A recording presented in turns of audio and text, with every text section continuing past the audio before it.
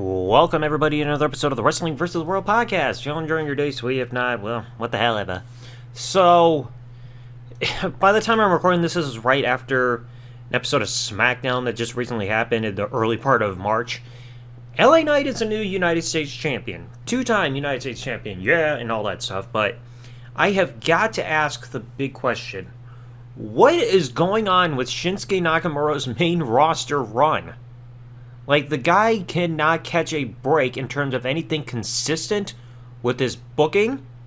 And even his title runs have all sucked.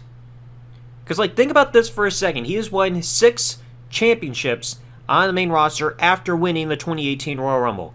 He's a 2-time Intercontinental Champion, 3-time United States Champion, and he was Smackdown Tag Champion. Think about that. A lot of you probably have forgotten that he's even champion. Like, even held all those championships. I completely forgot. Because you look at the guy's booking, and it's impossible to remember. Like, you look into all this time, because, like, we remember he came up 2017, he had the stuff with Jinder Mahal, that did not really do him any favors, because Jinder is sucking as champion, like, we all remember that period. Then he wins the Royal Rumble in 2018. He had the scary, like, try that exploder suplex or whatever move he does before the Kinshasa to Cena, just dropped Cena on his head. Thankfully, Cena was okay, but Vince was pissed off backstage. Being like, damn it, pal, damn it. Because that's the way he always is. So he loses at WrestleMania to AJ in an underwhelming match compared to the stuff they've had before. He turns heel because he can't stop touching AJ's nuts. And he loses the overall feud with AJ. Like, the double counter that happened at Backlash, which was stupid, false count anywhere. And then finally he starts winning a championship, because again, he still can't stop touching men in the nuts. You're like, pow! So his first championship that he won was at Extreme Rules in 2018, just a few months after WrestleMania, and not too long after Money in the Bank. He won the title from Jeff Hardy in a very quick match, because before the bell rang, behind the referee's back, boom, hit Jeff in the nuts, Kinshasa, new United States champion. That's the only thing I clearly remember from that, because then a few months later, he loses it on a random episode of Smackdown to Rusev that aired on Christmas. And then the Royal Rumble kickoff event happens in 2019. He wins the title back, and then he accidentally loses it to R-Truth 2 days later on SmackDown. Because referee actually counted 3, and they stopped the match, and Shinsuke's like, what? And then R-Truth was like, yeah, I'm the champion, little Jimmy's happy. So even his second reign ended prematurely. You gotta hate when that shit happens. Now, to also at least stick with the title, he was recently the United States Champion again. He won it at Survivor Series War Games, which I completely forgot even happened. Because, like, I thought he won the title on a random episode of SmackDown. And it seemed like things were promising here because they changed up his presentation. Like, yeah, the music changed a little bit, but that visual presentation with his entrance and the lighting and the smoke, that was actually pretty cool.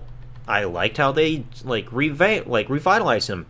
But Survivor Series, he won the title from LA Knight, new United States Champion for a 3rd time. And then he barely gets shown on TV for the next 3.5 months during his title reign. It's like, I get it, we've got a big bloated roster and everything. But in my honest opinion, the priority for TV time should go at least to the people, if they're there, make sure the champions are on television every week. Unless there's some kind of storyline reason as to why they're not there, make sure they're on TV. Compared to everybody else. United States, Intercontinental, World Champion, so on and so forth. Unless something's going on, if they have time to be on TV, get them on TV so they stay relevant. Shinsuke, we kept seeing with this title reign, he kept disappearing from television. Just, he's there, then sometimes he's not. He's there, sometimes he's not. He's essentially get the Roman Reigns treatment. Only his time, his time between appearances aren't that spread apart, but still, the fact that they kept doing this, it's just like, it did not do his run any favors. And then finally lost the title, and everybody's been critical, saying, yeah, this run sucked. It's like, yeah, you get a title on you, you're rarely on TV, of course it's going to be bad.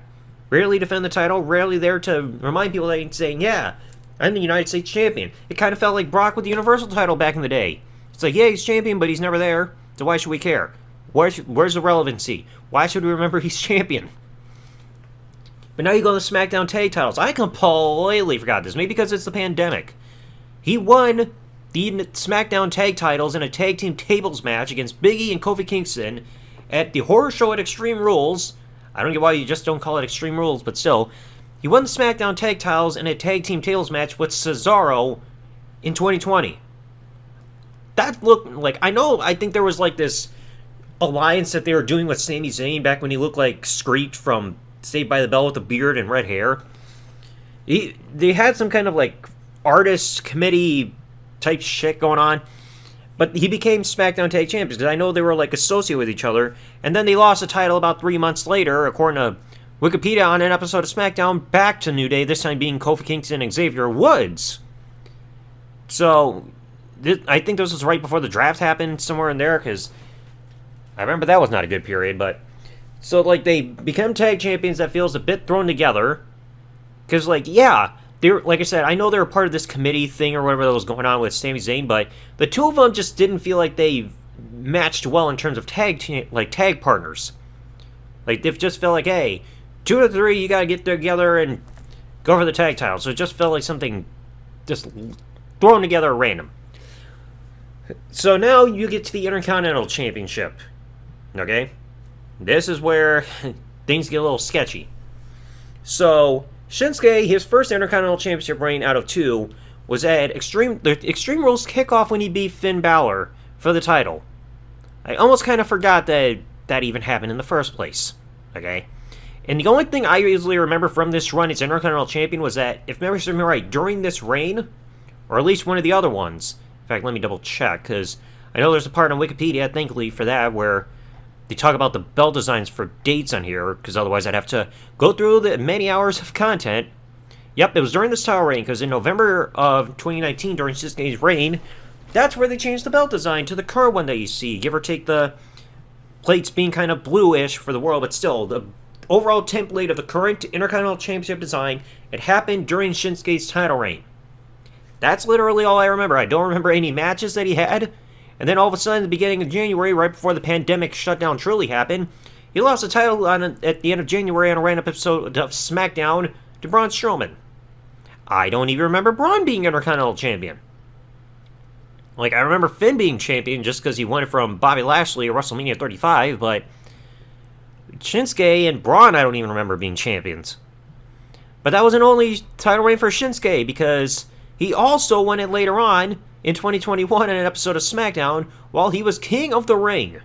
Because he won the crown, I think it was from Baron Corbin, who had that run as King Corbin for way too long. He won the title from Corbin, and then that began the whole happy or sad Corbin, happy Corbin, oh, I got money type stuff. But I completely forgot he even won the crown. Because, like, it becomes one of those cases where somebody puts their crown of King of the Ring on the line and somebody wins it from them. Like, I know we saw a few people do that back in the day. Like, I think they did it with, it had to have been Hacksaw Jim Duggan, and he made a joke of it at some point.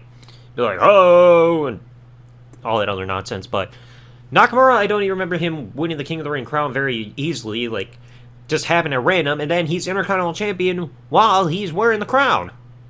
And this happened back in August 2021.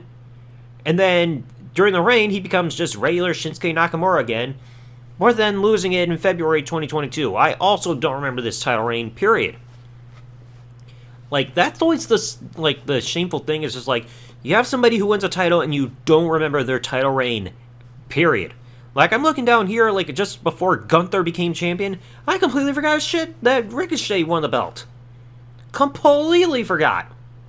Like, the only thing I remember from Ricochet's main event run was where he tried to shove his foot up Brock's ass back in the 2020 Royal Rumble, and then Brock squashed his ass. So that just showed how relevant that title reign was, but that's always the shameful thing. You see these title reigns and nobody remembers them, because according to what I'm seeing here, Nakamura, when he won the title under the King moniker, he won it from Apollo Crews, who I kind of remember him beating Big E for it at WrestleMania 37, but what the hell was the Nigerian jump fight? No clue. But yeah, I don't know. What is it with the booking of Shinsuke Nakamura before with Vince as the booker and like last final say so, and then even with Triple H taking over? You put the title up, like any title on him, and it flops. You don't give him any memorable matches, no really memorable moments as champion. Like, again, the only thing, the first Intercontinental title reign, I only remember because they changed the belt design. Second one, don't remember it. All of his United States title runs, you probably remember the first one because how quickly he won it. And then you remember this one because he was rarely on TV. The Smackdown tag title reign, you completely forgot because it feels just so completely thrown together without any thought to it. Just like, I don't get it. What is it with the booking team not giving Shinsuke something competent to do? Like, the guy's got charisma. I'm not going to deny that. I remember seeing his entrances in NXT for some of those special shows, and I was very impressed by the presentation. He's got charisma. But, like, again, you put a title on him, and it becomes pointless.